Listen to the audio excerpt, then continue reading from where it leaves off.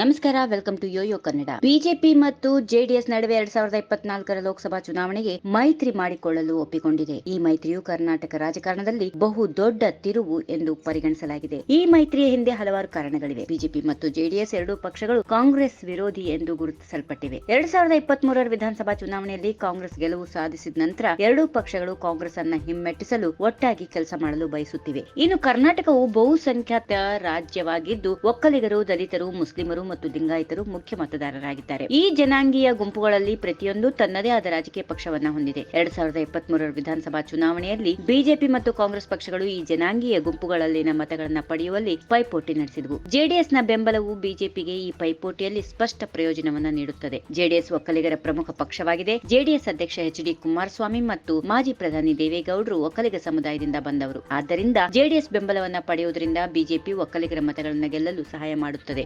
2019ರ ಸಾರ್ವತ್ರಿಕ ಚುನಾವಣೆಯಲ್ಲಿ ಕರ್ನಾಟಕದಲ್ಲಿ ಬಿಜೆಪಿ ಸ್ವಂತ ಬಲದಿಂದ 25 ಸ್ಥಾನಗಳನ್ನ ಗೆದ್ದಿತ್ತು.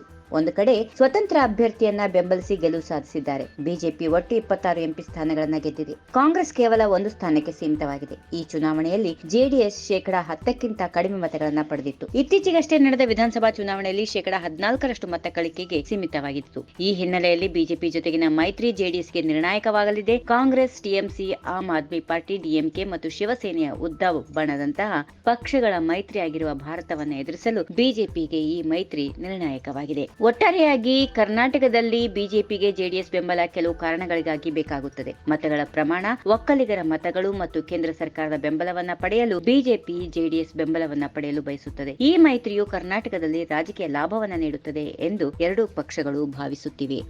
ಈ ವಿಡಿಯೋ ನಿಮಗೆ ಇಷ್ಟವಾದಲ್ಲಿ ಲೈಕ್ ಮಾಡಿ, ಶೇರ್ ಮಾಡಿ, ಸಬ್ಸ್ಕ್ರೈಬ್ ಮಾಡಿ.